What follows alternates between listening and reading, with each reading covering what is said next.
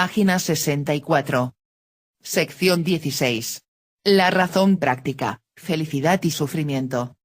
Tras todo este examen de la razón como una potencia cognoscitiva especial y exclusiva del hombre, así como de los logros y fenómenos peculiares a la naturaleza humana que de aquella se derivan, me falta aún hablar de la razón en la medida en que dirige las acciones de los hombres y puede así ser denominada en este respecto razón práctica. TV escribe. Sea pues, que la razón sirva para algo mayor que solo vivir. Han dicho que el ser humano usa la abstracción, que va más allá de la simple sensación. De este modo, el ser humano debe ser capaz de analizar y relacionar los estímulos y con ello, interferir en los posibles fenómenos. Arthur escribe. Pero lo que aquí se ha de mencionar ha encontrado ya en gran medida su lugar en otra parte, en concreto en el apéndice a este escrito, donde había que combatir la existencia de lo que Kant denominó razón práctica y que él, desde luego, de manera muy cómoda, presentó como fuente inmediata de toda virtud y como el asiento de un deber absoluto, es decir, caído del cielo. La refutación detenida y fundamentada de ese principio kantiano de la moral lo he ofrecido después en los problemas fundamentales de la ética. Por eso, poco tengo aún que decir acerca del influjo real de la razón, en el verdadero sentido de la palabra, sobre el obrar. Ya al comienzo de nuestro examen de la razón hemos observado en general en qué medida se diferencia la acción y conducta del hombre de la del animal, y que esa diferencia ha de verse exclusivamente como el resultado de la presencia de conceptos abstractos en la conciencia. El influjo de estos conceptos abstractos en toda nuestra existencia es tan enérgico y significativo, que en cierta medida nos coloca respecto de los animales en la misma relación que tienen los animales que ven con los que carecen de ojos, ciertas larvas, gusanos y zootipos. Estos últimos solo conocen mediante el tacto lo que está inmediatamente presente a ellos en el espacio tocándoles, los que ven, en cambio, conocen un amplio círculo por todos lados. TV escribe. Tenemos ojos, vemos. Pero, ¿qué vemos? ¿Acaso es suficiente con ver, sin apresurarse a deducir con lo que tenemos por memoria? Para usar la razón práctica, debe haber rapidez armónica, hacer deducciones efectivas. Actuar con impulsividad, es tan común en las bestias humanas. Para usar la reflexión, debe haber condiciones previas, estar en un entorno con mínimas amenazas fisiológicas. Al pensar, se abre un abanico de muchas posibilidades condicionadas por lo que en el momento se tiene como conocimiento. Arthur escribe. Del mismo modo, la ausencia de la razón limita a los animales a las representaciones intuitivas inmediatamente presentes a ellos en el tiempo, esto es, a los objetos reales. En cambio, nosotros, en virtud del conocimiento in abstracto, junto al estrecho presente real abarcamos también todo el pasado y el futuro, unidos al amplio reino de la posibilidad, abarcamos libremente la vida por todos los lados, mucho más allá del presente y la realidad. Así pues, lo que es el ojo en el espacio y para el conocimiento sensible, lo es en cierta medida la razón en el tiempo y para el conocimiento interno. TV escribe. La certeza sensible no se fundamenta solo en el ojo. Los demás sentidos, en su medida contribuyen a que el pensamiento cuente con elementos para funcionar. El prejuicio, la deducción débil a pesar de ser denostado, en ocasiones es con lo único que se cuenta. Unir experiencia con prudencia, es una habilidad que se desarrolla de manera paulatina al ir viviendo. Lo real es lo que golpea, lo que hace sangrar y aquel que se sostiene en especulaciones, puede llegar a pensar que por sus deducciones, la realidad es como la piensa, no como le ha rascado la piel. Aquel que ha ido a la guerra y ha regresado con heridas, tiene mayor autoridad para decir que es la guerra, que aquel que jamás ha participado en una. Arthur escribe. Pero así como la visibilidad de los objetos solo tiene valor y significado porque anuncia el carácter tangible de los mismos, también el valor del conocimiento abstracto se encuentra siempre en su relación con el intuitivo. De ahí también que el hombre natural conceda siempre mucho más valor a lo conocido inmediata e intuitivamente que a los conceptos, a lo simplemente pensado, él prefiere el conocimiento empírico al lógico. Contraria a esa es, en cambio, la inclinación de quienes viven más en las palabras que en los hechos, los que han visto más en el papel y en los libros que en el mundo real, y en su máxima degeneración se convierten en pedantes y hombres de letras. Solo así resulta concebible que Leibniz y Wolff con todos sus seguidores pudieran equivocarse hasta el punto de explicar el conocimiento intuitivo como un conocimiento abstracto confuso, siguiendo el precedente de Duns Scoto. En honor de Spinoza he de mencionar que su sentido, más acertado, explicó todos los conceptos generales como nacidos de la confusión de lo conocido intuitivamente. De aquella convicción equivocada ha derivado también el hecho de que en la matemática se rechace la evidencia peculiar a ella para dar validez únicamente a la evidencia lógica, que en general se conciba todo conocimiento no abstracto bajo el amplio nombre de sentimiento y se lo menosprecie, que, finalmente, la ética kantiana considere la simple buena voluntad que responde inmediatamente al conocimiento de las circunstancias y conduce al obrar recto y bueno, como un mero sentimiento y arrebato carente de valor y mérito, y solo quiera conceder valor moral al obrar nacido de máximas abstractas. La visión total de la vida en su conjunto, en la que el hombre aventaja al animal gracias a la razón, se puede comparar también con un esquema geométrico, incoloro, abstracto y reducido de su curso vital. Con ello, el humano es al animal lo que el navegante, que por medio de la carta de navegación, el compás y el cuadrante conoce exactamente su viaje y su posición en el mar, al marinero inexperto que solo ve las olas y el cielo. Por eso es digno de reflexión y hasta asombroso como el hombre, junto a su vida in concreto, lleva además una segunda in abstracto. TV escribe. En la soberbia, el ser humano supone que es superior a las otras formas de vida. La evidencia natural de la muerte, viene a demoler toda esa soberbia. Para empezar, porque si piensa, el ser humano se deja avasallar por la idea del sufrimiento. Arthur escribe. En la primera, la vida en concreto, está entregado a todas las tempestades de la realidad y al influjo del presente, ha de afanarse, sufrir y morir como el animal.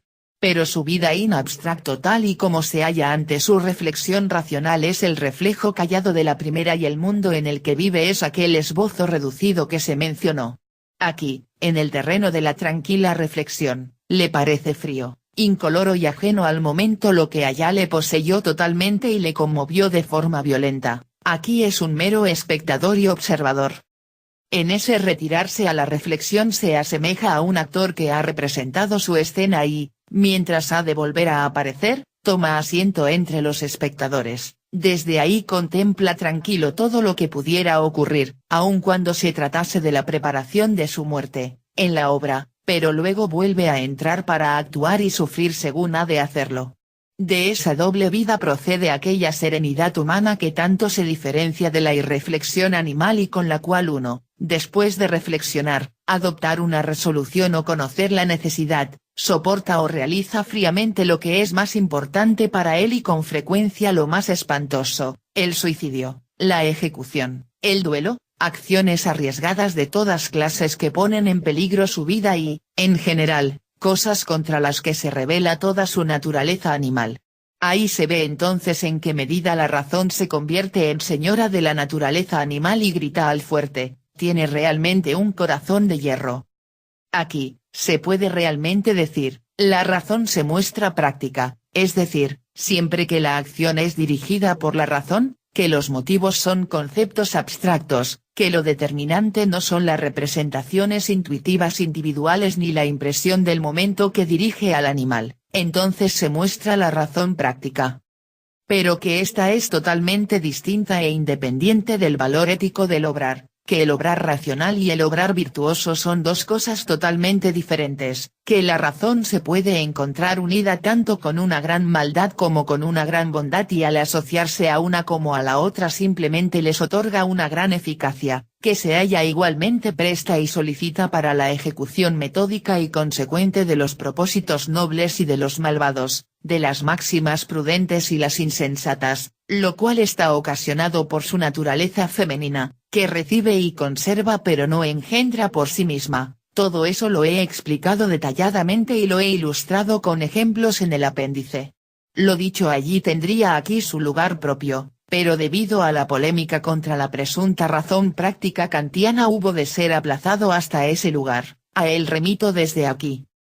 El más completo desarrollo de la razón práctica en el verdadero y auténtico sentido de la palabra, la cumbre suprema a la que puede llegar el hombre con el mero uso de su razón y en la cual se muestra con la máxima claridad su diferencia con el animal, se ha planteado como ideal en la sabiduría estoica.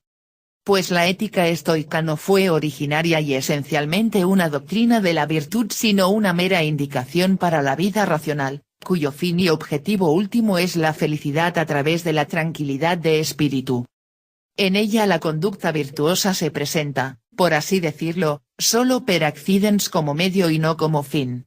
Por eso la ética estoica según su esencia y su punto de vista es radicalmente distinta de los sistemas éticos que exhortan inmediatamente a la virtud, como son las doctrinas de los Vedas, Platón, el cristianismo y Kant. El fin de la ética estoica es la felicidad, se dice en la exposición de la Estoa en Estobeo. Sin embargo, la ética estoica demuestra que la felicidad no se puede encontrar con seguridad más que en la paz interior y en la tranquilidad de espíritu, y esta a su vez no se puede alcanzar más que con la virtud, solo eso significa la expresión de que la virtud es el supremo bien. TV escribe. La sensación de felicidad es armonía. Buscar algo teniendo un gran enredo mental, sirve para conducirse al estrés, a la ansiedad por el logro. Y cuando hay armonía, la búsqueda de felicidad es disipada en el pensamiento.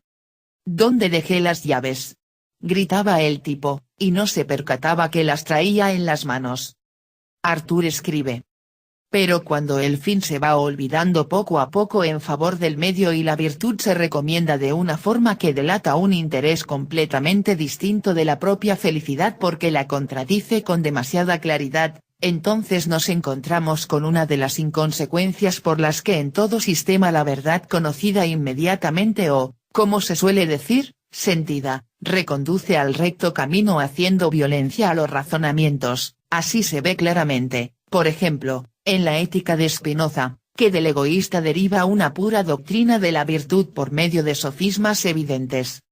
Según ello, tal y como yo he concebido el espíritu de la ética estoica, su origen se encuentra en el pensamiento de si el gran privilegio del hombre, la razón que tanto le alivia la vida y sus cargas de forma mediata a través de la acción planificada y lo que de ella se deriva, no podría también inmediatamente, es decir, por el mero conocimiento, liberarle de una vez de los sufrimientos y tormentos de todas clases que llenan su vida, bien totalmente o casi del todo. No se consideraba adecuado al privilegio de la razón que el ser dotado de ella, que gracias a ella abarcaba y comprendía una infinitud de cosas y estados, a causa del presente y los acontecimientos que pueden contener los pocos años de una vida tan breve, efímera e incierta hubiera de estar entregado a tan intensos dolores, al gran miedo y sufrimiento procedentes del impetuoso afán del deseo y la huida, y se pensó que la adecuada aplicación de la razón tenía que ser capaz de elevar al hombre por encima de ello y hace de invulnerable. Por eso dijo Antístenes, hay que adquirir entendimiento, o una soga, es decir, la vida está tan llena de calamidades y molestias que hay que ponerse por encima de ella corrigiendo el pensamiento, o bien abandonarla. TV escribe. ¿Con qué instrumento vamos a corregir al pensamiento?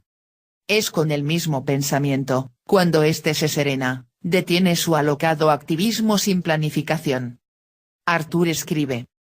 Se comprendió que la privación, el sufrimiento, no nacía inmediata y necesariamente del no tener, sino del querer tener y no tener, que ese querer tener era, pues, la condición necesaria de que el no tener se convirtiera en privación y engendrara dolor. TV escribe. El desear algo, sin haber medido las condiciones actuales, es estupidez. Lo simple, es nada desear, pero ese estilo de vida es arriesgado, porque de alguna manera, terminamos siendo un recurso de los deseos ajenos. Arthur escribe. Además se sabía por experiencia que solo la esperanza, la pretensión, es lo que hace nacer y alimenta el deseo, de ahí que no nos inquieten ni atormenten los muchos males inevitables y comunes a todos ni los bienes inalcanzables, sino solo el insignificante más o menos de lo que es evitable y alcanzable para el hombre. Se sabía incluso que no solo lo absolutamente sino también lo relativamente inalcanzable o inevitable, nos deja plenamente tranquilos. De ahí que los males que se añaden a nuestra individualidad o los bienes que necesariamente se le hayan de negar sean considerados con indiferencia, y que conforme a esa particularidad humana todo deseo se extinga pronto y no pueda ya engendrar ningún dolor cuando ninguna esperanza lo alimenta. TV escribe. Si ya no hay esperanza, hay resignación y con ella, muere el deseo. Ahora, dejo un deseo y persigo otro. Ese continuo desear lo convierto en mi necesidad. Sería pues de manera voluntaria, el creador de mis penurias. Arthur escribe. De todo eso resulta que toda felicidad se basa únicamente en la proporción entre nuestras pretensiones y aquello que obtenemos, da igual lo grandes o pequeñas que sean las dos magnitudes de esa proporción, pudiendo ésta establecerse tanto por la disminución de la primera magnitud como por el incremento de la segunda. También resultó que todo sufrimiento nace en realidad de la desproporción entre aquello que exigimos y esperamos y lo que nos ocurre, desproporción que no se encuentra más que en el conocimiento y podría suprimirse completamente con una mejor comprensión. Por eso dijo Crisipo, hay que vivir conforme a la experiencia de lo que naturalmente suele ocurrir, es decir, se debe vivir con un adecuado conocimiento del curso de las cosas en el mundo. Pues siempre que un hombre pierde de alguna manera los nervios, es derribado por una desgracia o se enoja o desanima, con ello muestra que encuentra las cosas distintas de lo que esperaba y, por consiguiente, que estaba en un error, que no conocía el mundo ni la vida, que no sabía cómo la naturaleza inerte a través del azar, y la animada por medio de los fines opuestos y la maldad, contrarían a cada paso la voluntad del individuo. Así pues, o bien no ha utilizado su razón para alcanzar un saber general de esa índole de la vida, o bien le falta juicio, si es que no reconoce en lo individual lo que sabe en general, y por eso se sorprende y pierde los nervios. Pues esta es la causa de todos los males para los hombres, el poder aplicar los conceptos generales a los casos particulares. Así, toda viva alegría es un error, una ilusión, porque ningún deseo alcanzado puede satisfacer de forma duradera y porque toda posesión y toda felicidad son simplemente prestadas por el azar durante un tiempo indeterminado y pueden así ser reclamadas a la siguiente hora. Pero todo dolor se basa en la desaparición de esa ilusión, ambos surgen, pues, de un deficiente conocimiento, por eso el júbilo y el dolor permanecen siempre lejos del sabio, y ningún acontecimiento perturba su punto. Conforme a este espíritu y finalidad de la Estoa, Epicteto toma como punto de partida y repite constantemente, en cuanto núcleo de su sabiduría, que debemos tener presente y distinguir lo que depende de nosotros y lo que no, y así no tener en cuenta para nada lo último, de este modo permaneceremos con seguridad libres de todo dolor, sufrimiento y miedo. Mas lo único que depende de nosotros es la voluntad, y aquí se produce un progresivo tránsito a la doctrina de la virtud, al observar que, así como el mundo exterior independiente de nosotros determina la felicidad e infelicidad, la satisfacción o insatisfacción con nosotros mismos nace de la voluntad. TV escribe. Desgastarse en la pretensión de modificar lo que está fuera de nuestro poder, es necedad. Puede haber cosas más apremiantes, que están ahí de manera inmediata y a las cuales podemos poner sal o azúcar. Todo el que sufre por lo que no puede modificar, según su anhelo, está derrochando miserablemente su efímera vida. Arthur escribe. Después se planteó la pregunta de si los nombres bonum et malum debían adjudicarse a los dos primeros o los dos últimos.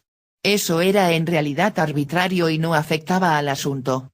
No obstante, los estoicos disputaron sin cesar al respecto con los peripatéticos y epicúreos, se entretuvieron con la ilícita comparación de dos magnitudes totalmente inconmensurables y con las paradójicas sentencias opuestas que de ahí derivaban y que ellos se lanzaban unos a otros. Un interesante compendio de las mismas desde el punto de vista estoico nos los ofrecen los Paradoxa de Cicerón. Zenón, el fundador, parece haber adoptado originariamente un camino algo distinto. Su punto de partida era que para alcanzar el supremo bien, es decir, la bienaventuranza a través de la tranquilidad de espíritu, debemos vivir en consonancia con nosotros mismos. Pero eso solo resultaba posible si nos determinábamos racionalmente, según conceptos y no conforme a las impresiones y caprichos cambiantes, mas, dado que solo están en nuestro poder las máximas de nuestro obrar y no el resultado ni las circunstancias externas, para poder ser siempre consecuentes teníamos que hacer solamente de aquellas y no de estos nuestro fin, con lo cual volvía a plantearse la doctrina de la virtud. Pero ya a los seguidores inmediatos de Zenón su principio moral vivir en consonancia les pareció excesivamente formal y carente de contenido. De ahí que le dieran un contenido material por medio del añadido.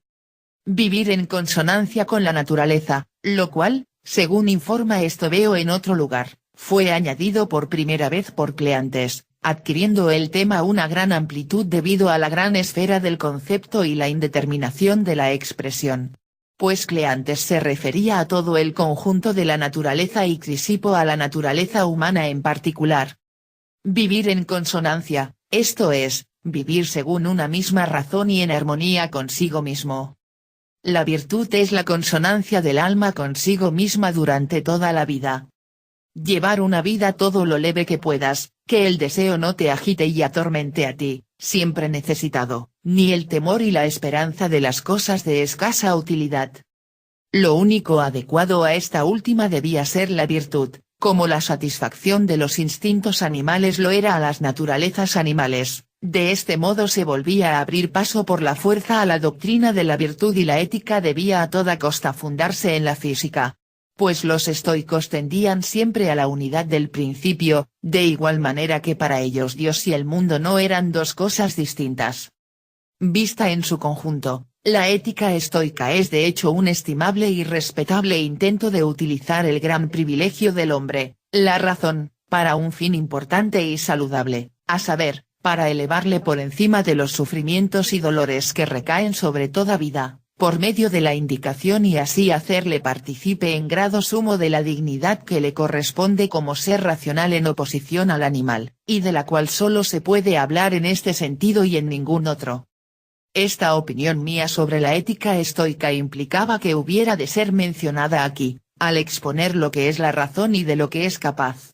Pero por mucho que aquel fin sea alcanzable en cierto grado mediante la aplicación de la razón y una ética puramente racional, y aun cuando la experiencia muestre que aquellos caracteres puramente racionales, denominados comúnmente filósofos prácticos y con razón, puesto que así como el filósofo propiamente dicho, es decir, el teórico, traduce la vida en conceptos, ellos trasladan el concepto a la vida, son los más felices, no obstante falta mucho para que se logre la perfección en este aspecto y la razón utilizada correctamente pueda realmente liberarnos de todos los vicios y los sufrimientos de la vida, y conducimos a la felicidad. Antes bien, hay una completa contradicción en querer vivir sin sufrir, contradicción que está también presente en la frecuente expresión vida bienaventurada. Ello resultará evidente a quien haya comprendido hasta el final mi exposición siguiente. Esa contradicción se manifiesta ya en aquella ética de la pura razón, cuando el estoico se ve obligado a enlazar con su indicación a la vida bienaventurada, pues eso sigue siendo siempre su ética, una recomendación de suicidio, al igual que entre los espléndidos adornos y utensilios de los déspotas orientales se encuentra también un costoso frasquito de veneno, para el caso de que los sufrimientos corporales, que no pueden superarse con ningún principio ni razonamiento filosófico, se vuelvan insuperables e incurables, de modo que su único fin, la felicidad, resulta frustrado y para escapar del sufrimiento no queda más que la muerte, la cual debe entonces tomarse con indiferencia como cualquier otro medicamento. TV escribe. ¿Quiere vivir sin sufrimiento fisiológico o psicológico? Arthur escribe. Aquí se hace manifiesta una fuerte oposición entre la ética estoica y las antes citadas, que ponen su fin inmediatamente en la virtud en sí misma aun en los más duros sufrimientos y no quieren que se ponga fin a la vida para huir de ellos, si bien ninguna de ellas supo expresar la verdadera razón para rechazar el suicidio, sino que recopilaron fatigosamente razones aparentes de todas clases. En el cuarto libro surgirá aquella razón en conexión con nuestro análisis. Mas esa oposición revela y confirma justamente la esencial diferencia, basada en los principios fundamentales, entre la Estoa, que en realidad no es más que un particular eudaimonismo, y aquellas teorías mencionadas, si bien con frecuencia todas coinciden en los resultados y tienen una aparente afinidad. Pero la señalada contradicción interna de la que adolece la ética estoica hasta en su pensamiento fundamental se muestra además en que su ideal, el sabio estoico, ni siquiera en su presentación puede nunca ganar vida ni verdad poética, sino que permanece como un rígido muñeco de madera con el que nada se puede hacer, que no sabe él mismo a dónde ir con su sabiduría, cuya perfecta tranquilidad, satisfacción y felicidad contradicen directamente la esencia del hombre y no nos permiten ninguna representación intuitiva. Qué distintos aparecen junto a él los vencedores del mundo y los penitentes voluntarios que la sabiduría hindú nos ha presentado y ha producido realmente, o el salvador del cristianismo, aquella magnífica figura llena de profunda vida, de la máxima verdad poética y suma significación, que sin embargo, en su perfecta virtud, santidad y sublimidad se presenta ante nosotros en estado de máximo sufrimiento. TV escribe. ¿Por qué sufro y en qué forma sufro? Debe haber causas para ello. Y al analizarlas, la sensación de sufrimiento es puesta de lado. La dolencia física, puede ser encuadrada y no surge de la nada. La dolencia psicológica es una aberración, una degeneración del proceso mental.